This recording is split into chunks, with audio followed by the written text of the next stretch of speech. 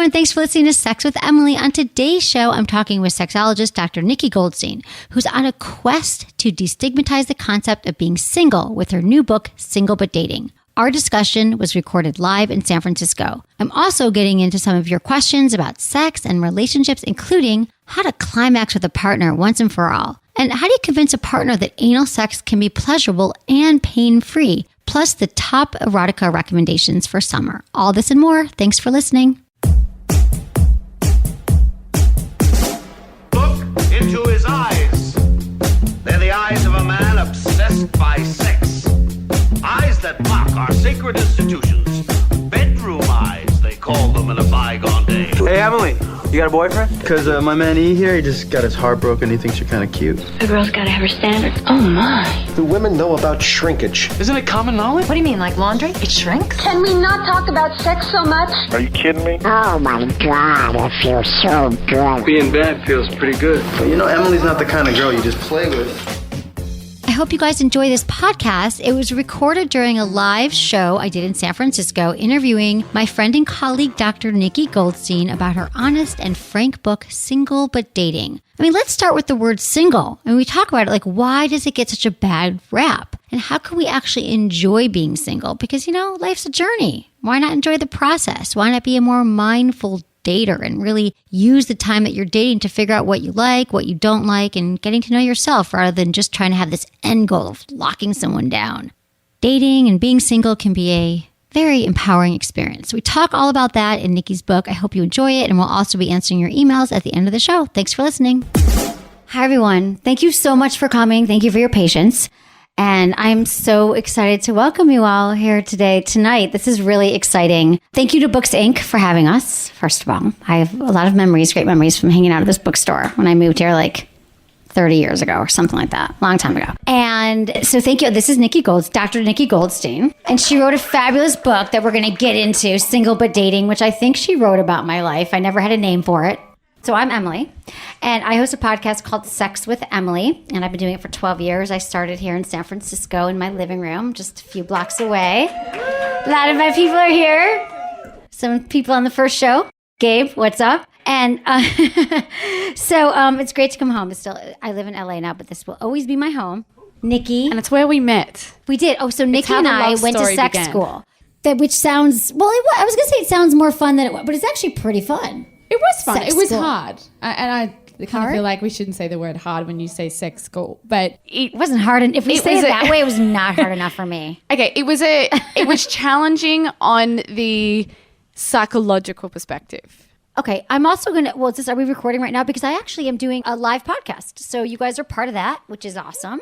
You can download it. I think, iTunes, wherever podcasts live. So, and she wrote this book, which we're going to talk about, Single But Dating, and you'll be signing it. We are signing it and selling it. And all Emily's stories are in there. No. Did you change my name? It's all this friend of mine. No, there is a lot of personal stories in there. And I think most of the personal stories in there I've probably shared with you previously. So you'll probably read through and go, oh, I know that guy, or I remember that situation. But I love that you just said, oh, this is my life, because you and I bonded originally because we lived such similar lives. We rocked up, we were studying sexology, and we just clicked. And I think a lot of that was because we were dating in a very similar way. Right. So that's what's so exciting about this is I know that there are other women out there who are like me, who needed a new label and needed this information and didn't want to be told how to trap a guy and get a husband, and maybe they didn't want a husband, or they're still kind of working it all out. And that's why I'm so happy that I get people like yourself who really are the example of single but dating to be able to launch and speak about it and talk about the topics. Her book, she basically navigates, this is what I wrote, but I'll tell you, because I don't typically read what I write, but this is what I want to explain to you. She navigates the challenge of dating in the modern world by taking away the stigma of what it means to be single. It's like, are you single? Yeah, I'm single. Can you fix me up? Is there something wrong? And I, in my brain, have always felt like, I really like being single. Like, I used to have to kind of, explain it, though, that it wasn't, I feel like the word a lot, justify it. Like, no, I actually really like it. I mean, I like dating, but I kind of like being single. And now I think there is a lot of information out there about having alternative relationships and stuff like that. But we're also in a bubble here, let's be honest, in San Francisco. And I have people listening all over the world to the podcast. And so, what I love is that in your book is that you really talk about dating as sort of as this journey and not a means to an end, and how to make it fun. That dating should be fun, just like everything else we're doing. And you talk about mindfulness in dating. And so I think it's a great read. It's fun, and you have great fun exercises in the book, and everybody should check it out. So, but I want to know, like, what of all the things that you've studied, all the things we talked about, like, what made you think, God, I've got to write a book. I have to reframe the word single. Well, it's interesting because you know how Facebook comes up with these amazing memories. So today, a memory popped up from 3 years ago of me being in Vanuatu. And this is actually how it all started.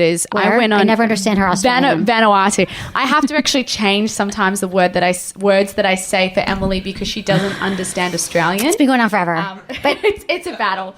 But I was in Vanuatu and I was in the midst of my single but dating years. And I was getting very frustrated because people would say to me, are you in a relationship? And I didn't know how to answer that. I'd say, no. And then they would give me this look of pity or like wanting to set me up. And I'm thinking, hang on, I'm dating. I may have had some crazy sexual experiences last night. Like, don't pity me. I'm having a lot of fun. And there was no label for it. So I knew that there was a need to write a book. But I was literally sitting under a tree in Vanuatu on what I call a rovation. Right. My brother's a rower and he takes me sometimes traveling when he competes, and it's very boring. If anyone's a rower, I'm sorry. But 7 hours under a tree with no laptop, I came up with this concept of single but dating, much motivated from this idea of I didn't feel like I had a label. And I felt like, and I don't know if when people go to the doctors or something like that, you have to sign your relationship status off on a list. I was always really frustrated because even now being in a relationship, I still have to declare that I'm just single. Right. If you have to tick it off, you're either married, widowed, divorced, single, and you think this is all I've got to choose from. Even Facebook, my life isn't complicated. Right. It's like you're married, divorced, whatever it is, complicated. It's not complicated. It's a lot of fun. I feel like saying, knock, knock, knock, Mark Zuckerberg, can we please have single but dating as an option? Yeah, you should. Right. Yeah. I think that's.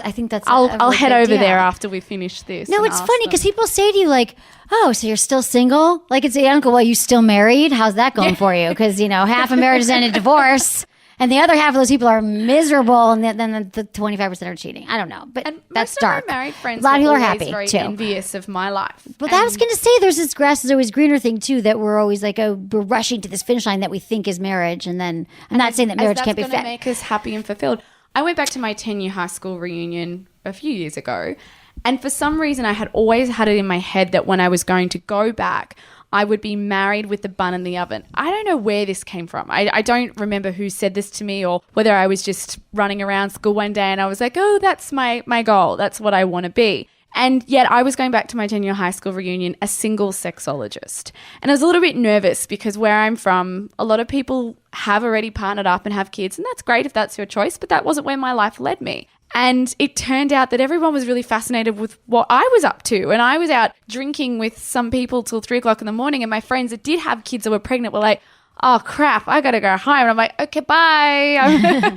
So it was that really interesting moment that instead of me feeling like I would rock up and be really scared about being the single girl that, hasn't managed to settle down and have a family, instead I had friends that were like, I remember what it was like to be single. And a lot of my friends still to this day, I find, and I've said this in the book, whatever they tell me that they miss doing in their single years, and a lot of them are very fulfilled and happy and have these beautiful families, but they're also very stressed and they don't have time for themselves. So they look at my life and they'll go, oh, I miss doing this. One of my best friends said to me, I miss having time to read books. She has 2 little boys and it's always crazy.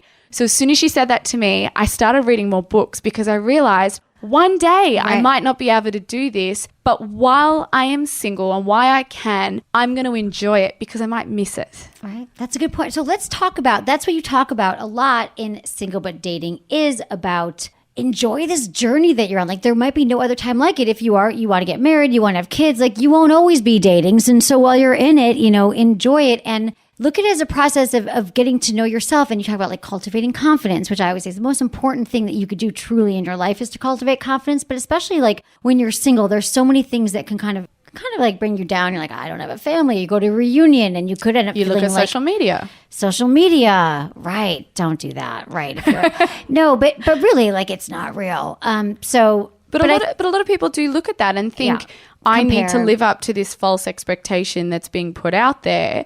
And there's so many things in our lives these days that will make us feel crap as women, as men as well. But I think especially as women, when it comes to our confidence, it comes to how we should be living our lives, you only have to turn on a TV. And I do think in America, you're much more fortunate than we are in Australia, that you do see diversity on TV and you do see women that different groups can identify with. Whereas in Australia, I feel like we're very much attractive, young, most of them are blonde. And I think, well, not only do you have to have brains, you've also got to be this mold as well. What do those messages teach young women who want to be journalists and TV hosts? So, Right. You really only have to look around you to think this journey to being a confident dater and being able to go out and deal with rejection and deal with guys that will send you crazy is so difficult, because now there's so many fast sped up messages to tell us that we're not good enough. That's true. And I want you talk a lot about that, about the dating process and how to navigate it, how to negotiate through all of these messages we're getting and all the dating apps and all the people coming in and out. And how do you what do you think people are doing wrong, and how can they right that with all the options and the FOMO, the fear of missing out, the bigger, better deal? FOMO sexual. It's interesting because being on this journey and launching the book, a lot of women keep coming up to me and asking me for advice. And the one thing that I've realized that maybe universally that we're doing wrong is that we're not actually having confidence in ourselves and our own decisions and using our gut instinct. We're looking for everyone else to give us the answers. And even though I've written a book, which I think is a hold your hand guide, I'm not telling you specifically what to do. I'm helping you to work out what is right for you. You're asking a complete stranger, whilst it can give you great relationship and dating advice in general and empower you to get on your way. I don't know the guy that you're dating. Right. I don't know if he's cheating on you. Well, so it's like having that. How would you know? You're right. Probably. But that's it. A lot of people. What are you ask talking to like, me? Yeah, you should be sending him a naked him. photo. Just kidding. Don't send a naked photo. But we'll get into that Unless because you you want actually. to. Okay, so this is how my brain goes. Do you have tips for sending naked photos? I've never sent one. I'm not totally against it. I'm not totally. But against don't you have like some sexting. lighting? Don't you have tips? This is like the superficial part. But don't you guys want to know how to send like a good naked photo? Anyone? Yeah. All right. So I don't even know. Tell me, because it's like on my bucket list. it's all about enticing somebody and potentially the implication of nudity. So I had a situation, and I've spoken about this in the book, and I'll give you a little bit of insight. So I was dating a guy, and I think when you're a sexologist, and you probably find this as well, people think they can just tell you whatever and open up, and we're not going to be judgmental. There's another sexologist in the room, Lene, who's nodding her head and agreeing. People confess all sorts of really weird stuff. So this guy I was dating, just not weird. Not We don't weird. judge Sorry, you. that's right. We're also not okay. judgmental. But he actually opened fine. up. You're totally fine. He opened up his phone and was showing me all these photos that women had sent him, and it was very confronting as somebody who's been sometimes a bit liberal with that. Here Sending I was, naked photos of yourself? Well, sending sexy photos. I wouldn't say that I was exactly like, here's my birth canal. But I came across, he had them in folders of names, and I came across a name that, a body that I recognized, and the way that he was speaking about this person, I was like, oh, that's really crass. And I'm not sure I would want someone speaking about me like that. So that was something that really hit home for me. But I thought sexting is part of our culture. It's fun sometimes. You want to entice somebody. It can turn you on when you send someone a sexy photo and they're like, oh my God, you look so gorgeous. But I think you have to deal with the idea that it could be there forever and it could be passed around. So I think let me just say this. I feel like every person I know, man or woman, if I'm standing next to them, and I don't think it's just because I'm a sexologist, like, check this out.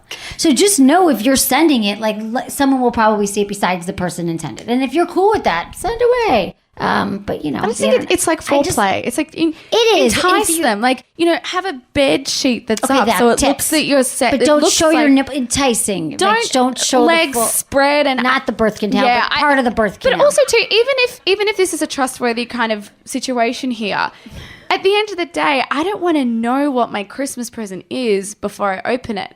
FYI, I'm still a nice Jewish girl, and I can say Christmas. Get it. Uh-huh. Same thing, birthday present. Like, I don't want to know what it is until I get there. There's this excitement when you're first with somebody and you're undressing them and you get to see what it's all about. Why would I want to know that? But I still might want a sexy photo or something to say, hey, this is the way we court each other in this modern tech world. But let's be realistic with how it should work. Instead of saying no one should do it, why are there not more people saying, okay, do it, but here's maybe some guidelines about what you should consider before you do it. Okay. Things to consider before you send a Yes. selfie. That's in the naked picture that's in the book. Okay, so let's talk about so you do have a lot of exercises in the book about women, like, I mean, it is for women. Yes. Well, So, funnily enough, though, I have had men read it Right. because they want to that's what know I'm saying. It's for women because I hate to say it. Like, I feel like guys could, like, a lot of guys I know could probably use this book as a tool. But great exercise to think about that if you are single but dating and you're trying to figure out, like, you know, why do I keep dating the same people over and over again? Or like, because sometimes I feel like we are in this mad frenzy of like, we're just dating to date or rack up the numbers and figure out who we like. But you have some tools in here that people can kind of write down, like, what are my deal breakers? Like, let's talk about that. Like, writing down, not that you need a list of 85 things, but what are the things that you will handle, you will tolerate? What are the things you won't tolerate? Like, talk about some of those guidelines in the book and exercises. I found when I first wrote the book, and I want to say pen to paper, but when you write a book, you're on a laptop. So I say manicured finger to key. So when I took my manicured fingers say single but dating. and yeah, my which is nails cool. match my book cover. Thank you. I'm all about branding. Okay, so love it. When I started, I got a writing tattoo to my down- ass, single but dating, just because. Oh, did you? Thank I love you. you. Okay. Ah, see, this is a love affair.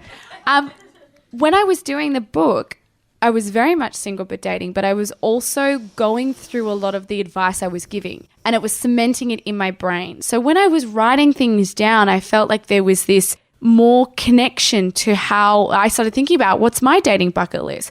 Where are my sexual boundaries? Even being a sexologist, these were things that I haven't isolated before. I'd be like, yeah, okay, sometimes I don't like that, sometimes I do. But really, you know, for example, an exercise on sexual boundaries, you need to isolate that and work out, well, where does that idea come from? Is it because my best friend told me that I shouldn't sleep with a guy until I've had 5 dates with him? Or is it something that I don't feel comfortable with? And maybe I think if I'm intimate too soon, I can get very attached. Or maybe you're the type of person that's like, hey, it's all go first up. So you not only need to work out the sexual boundaries, but you need to work out where does this idea come from? And I feel like that's what I've done a lot with these exercises in the book, is it's a way to challenge people, because so much of what we feel is our choice and our right. And we hear that word choice so much in the age of feminism. It's our choice to do this, to act this, to have this right. But so much of it is influenced by the world around us, whether it's religion, culture, social media. So it's really about isolating our own ideas and thoughts. And sometimes you've got to write that down to challenge it. So then you could go through life and live knowing what you actually want versus what is influenced by something else around you. I felt that even though I was this strong person, sometimes these ideas crept into my mind, and these sexual boundaries were not my own boundaries. They were influenced by girl talk or an article that I'd read in a magazine, because sometimes you're having a weak moment, you pick up a magazine, you read some advice, and it does hit you in the heart. We wrote, maybe. Yeah, it's all Emily. No, we wrote, you wrote, we write some of this advice. But it's true. No, I'm just saying that, yeah. But when you get clearer on like what you truly, truly want and what your like bottom line like deal breakers or what you require in someone, like it really does help you kind of narrow out the field and not just let your hormones run wild. Like, you know, the difference between like being in love and like when your hormones are kind of dictating love. What do you think in your book is the most like helpful exercise for somebody as far as knowing those boundaries, like sexually? Well, I think before you even get to sexual boundaries, know what influences in your life are pulling you down. And this is an exercise that I've put in there, because sexual boundaries is one thing. We should all do it together and then read it out loud. No, just kidding. I wouldn't make you do that. And everyone tell but you are going to ask questions. Everyone tell your kinkiest sex story too. It's so fun. I'll do that with you. Yeah. So I think I know yours. I think everyone will have this. But before you get to that sexual boundaries part, I think you really need to look at what are the things that are making you doubt yourself in your life and isolate those. Are they friends? Are they family? Sometimes, and I'm not going to say that you should get rid of your family, but sometimes you need to challenge the ideas that come in from the circle around you. But sometimes you do need to get out there and you've got to put your phone down. I said this to a bunch of girls last night. They were like, how do I meet men? I'm like, well, for starters, yeah, I want to ask you. There's a lot of things in there about meeting. Don't walk around like this. Because I remember I was somewhere downtown today and everybody was on their phone.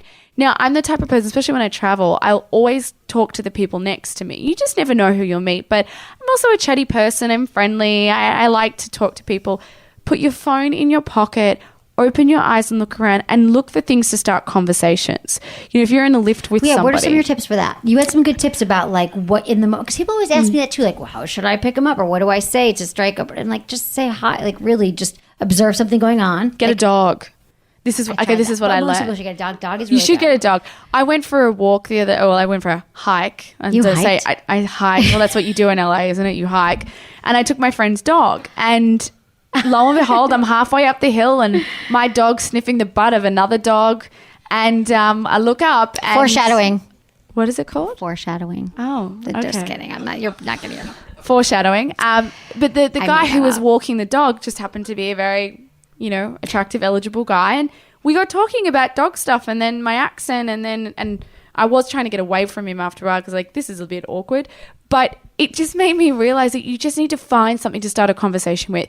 If I jump in the elevator with someone and someone's got great aftershave or perfume, even if it's a guy or a girl, I'll go, oh, that smells really nice. What is that? So I think if you're looking at doing these, conversations with people in your everyday life, start with anybody. Just get into this habit of talking again. I don't think that I we might meet you on the communicate. street and go, oh my God, I love that top. Where did you get it from? Right, exactly. And I you'll mean, talk oh to my me. God, And right. then you go, How oh good my does God. that feel? I think that people, because it looks like yours, we're twins. No, but I do feel like that people, we are losing the art of conversation, that we are on our phones and it's very uncomfortable. And then when people email me or they call into the show and they're like, what do I say? How do I do it? That dating is a muscle, and if we don't use that muscle, if you don't use it, you lose it. If you forget how to talk to people and say hello. So I think you're right. Talk to anybody. Just start practicing those conversations. we're going to take some questions from the audience. Oh, I like How do you feel that. about that? Who's ready for that? We're ready to answer your questions. I'm so excited. Why is it single but dating and not single and dating? Because I feel that single implies that you're on your own. And it's the pity that you get with that term single. You say the word single and people think cats waiting for the phone to ring. So that was my little I have statement. cats and I'm waiting for them, or I'm a cat. Well, they think the cat lady, she's single, she's sitting at home, Right. doesn't have anyone in her life. So instead of saying single and dating, I was like, well, but you're dating. It's a statement to say you're not on your own. There's someone else that may be having sex with you or maybe taking up your time or on your Tinder. So that's how I kind of feel it was the opposite to single shaming, if that makes sense. Single shaming. There is single shaming. Oh, there's a lot of single shaming. Mm-hmm. You just have to open your eyes, especially as a woman. You're told that if you don't have a partner, then you're not. What's that song? You're no one till somebody loves you. I don't even know. Yeah. Anyway, I blocked it. Does anyone? No, but it is. There is sort of stigma. I feel and I've had to stop explaining, or why do you have kids? This was a choice. I actually. Dating is I get it. I like that you've coined this hashtag single but dating. It's a good term. Power I to get the it. people. Power to it. Power to any the other single but questions? dating women. Yes. So is single but dating a better term for solo polyamory, or do you think it's a different thing? Is single but dating a better term for Polyamory. People who are, what's it called now? There's a new term I heard of polyamorous. So, well, see, if I was poly, I would say that I was poly, because I think that that's a completely different thing than saying that you're single but dating. That describes how you're in a relationship. Whereas I think single but dating is really, I'm exploring, I'm experimenting, I'm finding out. My status is single. I'm not actually in a relationship with anybody, but there are people in my life. Whereas I really feel like polyamorous is saying I'm in a relationship with multiple people. So, this is the interesting thing with labels, and I've also spoken about this in the book these days. I feel like it's getting so complex with the amount of labels that are available to us. This was awesome, Nikki. I'm really proud of you and your book. The thing that I love about it is that there is a stigma, I think, or there has been. I think we're going to eradicate it with your book. But about dating, that I feel like I'm always in the past I've been I'm still single, and that it does empower women to just kind of, to kind of cultivate that confidence, to be okay that they are single, and to kind of own it, and to be honest about their relationships and what they're doing. But also while you're dating, to not feel that, to have mindfulness in dating. I know mindfulness is such a buzzword right now, but the truth is you can be dating and having fun, make dating fun again, and not make it this stressful, I got to find a partner. Make dating fun again. Trump was going to say that before he did our things, but Emily or for whoever. president. But really, I feel for a lot of people, oh, I got to go on a date and tell my whole life story, and I really don't want to do that. It's you get to choose how you date, and really, if you are, enjoy the process, enjoy the run, because it's not like a means. People it's a means to an end. No, what if you're just meeting? And I know this might sound cliche, but truly, and I felt this way, that I love dating because I just love meeting people. One of my favorite things has always been walking to a room where I don't know anybody, and I feel dating, anything's possible. We could become friends, we could become lovers. Who knows what's going to happen? And I just and maybe it's a Midwestern thing. I like people, but when you're dating, it's an experience. You're going out for someone for an hour, or a few hours, and you get to meet someone new and just, figure out what you like. And it's a process. And so just enjoy it because, don't feel, there's nothing wrong with you. So I love that your book is taking away the stigma and helping women and men get comfortable with where they're at and giving them useful tools for, continuing on their journey. So I love it. Well done, Nikki Goldstein. Check out her book, Single But Dating. Thank you, everyone, for coming. This is awesome. Books Inc., San Francisco. My buddies, my friends, thanks for coming. If you have a question you want me to answer on the show, that's amazing. You can now text me your questions. You guys text them. It's so fun. We love it. It's so easy. You can do it right now because I know your phone's in your hand. 797979. You have to text Ask Emily, one word, ASKEMILY, to 797979. How easy is that? You get a little form, you fill it out, send me your question. You can also submit a question from the sexwithemily.com website via the Ask Emily tab. And you can leave me a voicemail. All this information is on the website. And include your gender, your age, where you live, and how you listen to the show. I love hearing from you guys. Your questions have been awesome, so thank you. Keep it up. It's amazing. Hello, Emily. I can and very regularly do masturbate easily to orgasm with the help of sexual pictures or just my imagination. When my girlfriend and I are sexual together and she attempts to get me off, it can take me up to an hour for me to actually orgasm and come. I think it's because I've actually conditioned myself to only orgasm with the feel of my own hand or the fact I'm looking at things which constantly stimulate me to the max when I masturbate. I really don't know why it takes me so long, but maybe you've experienced something similar to this and can advise me on how to improve the situation. I love my girlfriend dearly and feel like I'm abnormal because it takes me so long to climax. What do you think is going on here? Thanks, Chris, 17, United Kingdom. Okay, Chris, here is the deal. Okay, I'm not really sure. I can't really tell you because I'm not there in the bedroom with you.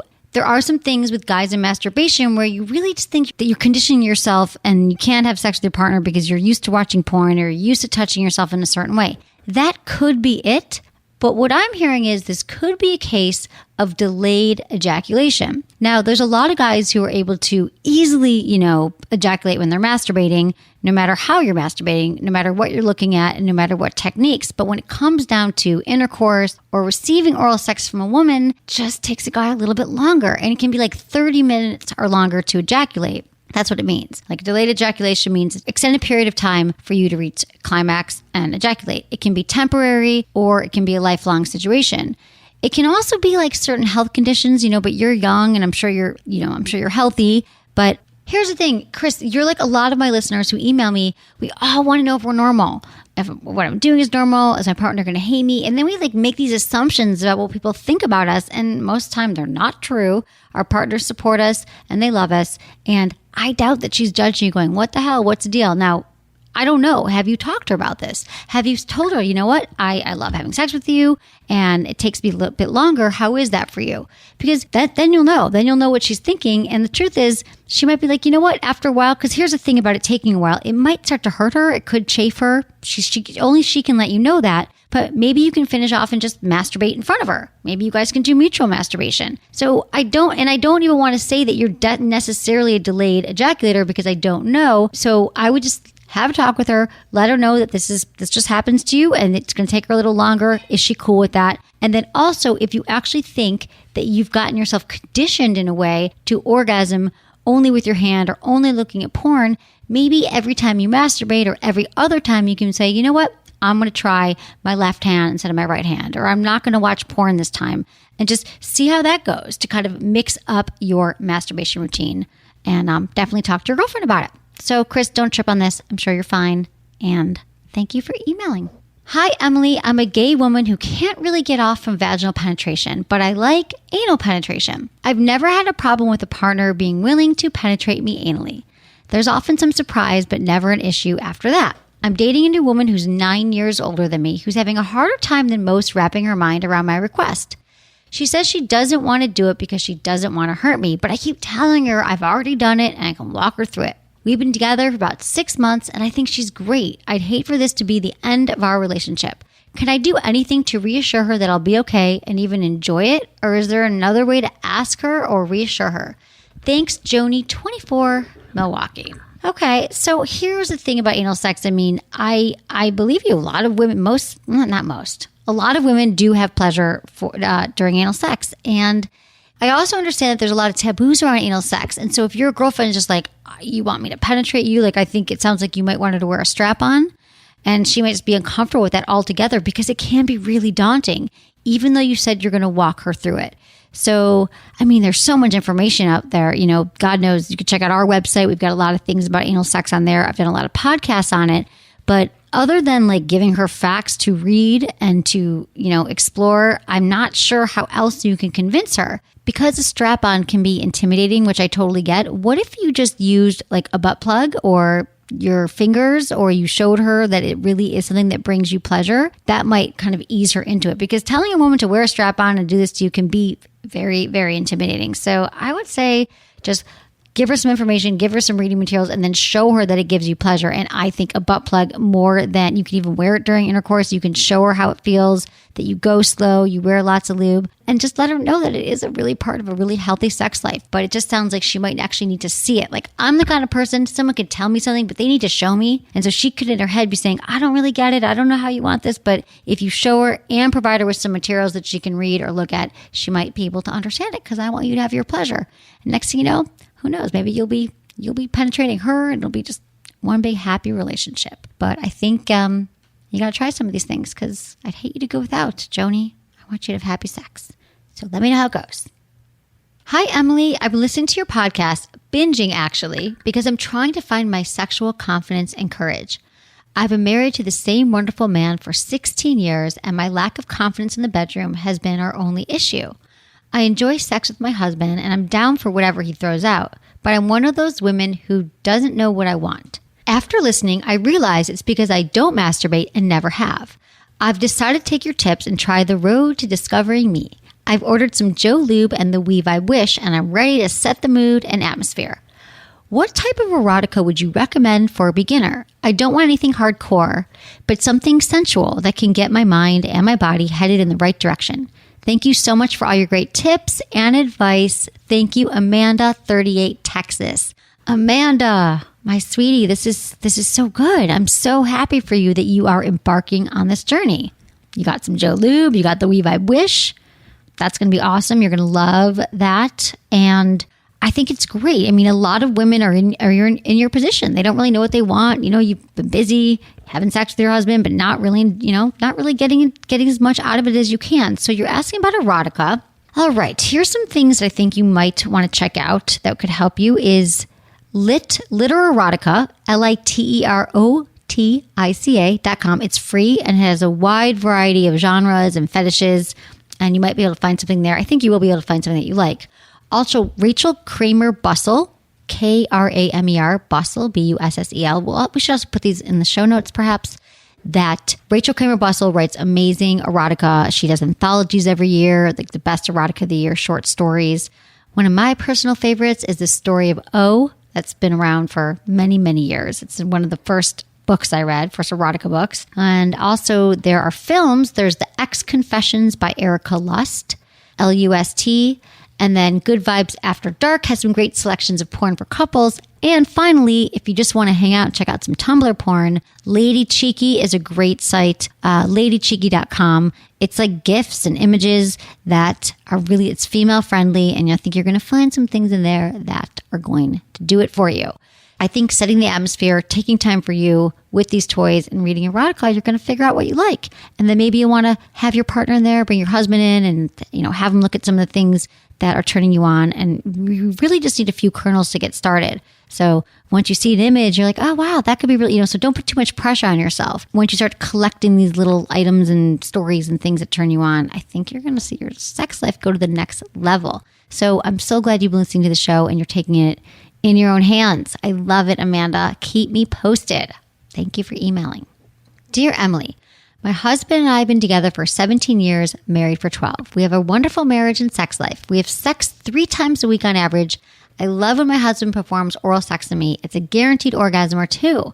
I usually squirt, or I think that's what's happening anyway. Lots of clear liquid from my urethra. For a long time, I would always stop him before I came because it felt like I was going to pee. But one day, I just let go and it was mind-blowing. I know squirting is supposed to be a form of stimulation of the G-spot, which is internal. But when I squirt, it is clitoral stimulation by my husband's tongue externally, nothing going on inside. Am I squirting or am I peeing upon orgasm? Can the G-spot be stimulated from the outside as well? Neither my husband and I are grossed out by it or anything. It feels amazing for me and he enjoys making me feel pleasure. We just put a towel down and go for it. Thanks, Grace, 33, Kentucky.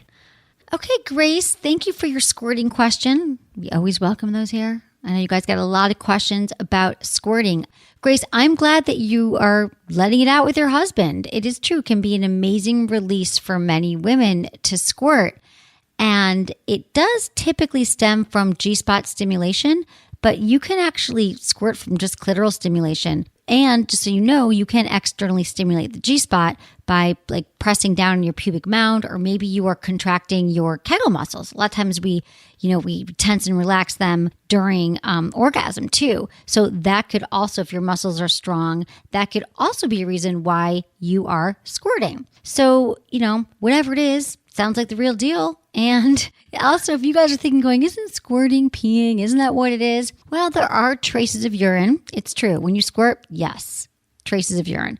It's also periurethral fluids as well. It's kind of like prostate fluids, like what the men have. So for women, that's what it can be. But I really don't think that it matters. I hate people like, isn't it pee? Who cares if it's pee? What if it just are urine?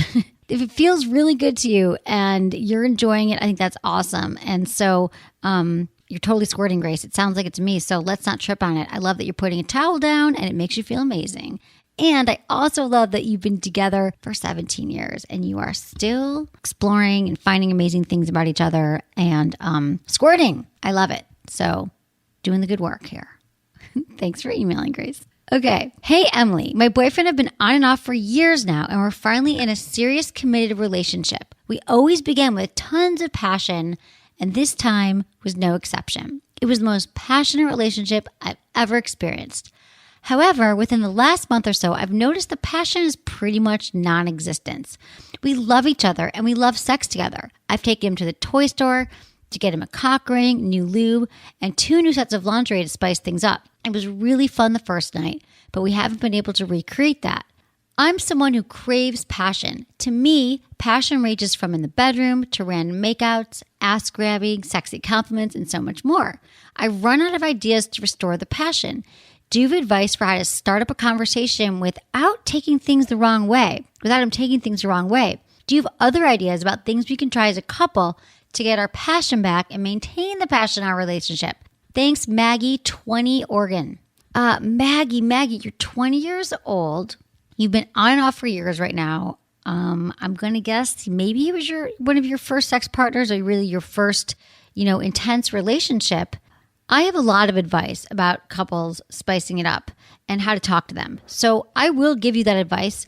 And I've talked about this a lot on the show. And that is one of my main things, you guys, that communication is a lubrication and you've got to learn to talk to your partner about what you want in the bedroom. I understand, Maggie, that you don't want him to be upset about it. So I really think that the best way to do it is like that compliment sandwich thing. When you sit down and you're like, God, our sex life is amazing. It was really passionate the other night. God, it was really sexy the way you were wearing that cock ring and the lube. I had 16 orgasms. And what I think would be really hot is if we blank. And you got to fill in the blank there, Maggie. So maybe it's like, and I really love it when you grab my ass during sex. And I love when you tell me how hot I am. And so it's a matter of just telling him what you like, telling him what you've enjoyed in the past, so he's not feeling attacked, and then telling him what you'd like to try in the future. So it's about your tone and it's about timing. It's not about, we need to talk, right? Like, let's talk. It's a serious conversation. So I would say you don't want to have it in the bedroom. You want to have it outside the bedroom. And you want to make sure it's at a good time when you guys are relaxed. Maybe you're having dinner.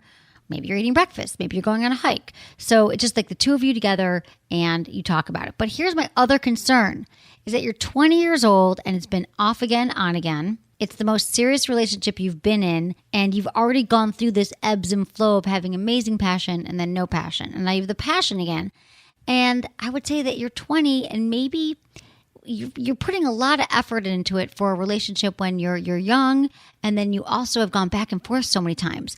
If you've just gotten back together, I wouldn't think, and it's only been great one time, I'm just thinking that this might need to be a relationship that you actually put a pause on and get to figure out who Maggie is without being in a relationship, and maybe find someone who more, sexually sort of matches what you want, and has that passion, because you shouldn't be, sometimes there is one partner that's leading this, but I feel like if he's really not on your side, or it keeps waning this early on and at this age, I feel like you might have to just take a break and find someone who matches your sexual passion, or at least, appreciates it and wants to keep it going as well. So it's not so much work, especially when you just got back together, you guys. That's the fun part. When you break up and make up, it's great, the making up part, but it sounds like you made up once, and it's still not so great. So Maggie, those are my suggestions. Let me know how it goes. Thank you for emailing me.